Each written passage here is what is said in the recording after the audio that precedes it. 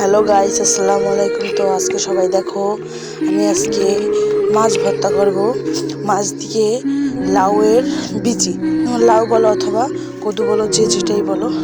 তো ওই কাঁচামরিচ দিয়ে দেখাচ্ছি তোমাদের। তারপরে এই মাছগুলো ভালোভাবে গরম পানি দিয়ে ধুয়ে নিলাম, ভালোভাবে কষলিয়ে কষলিয়ে গরম পানিতে ধুয়ে নিলাম।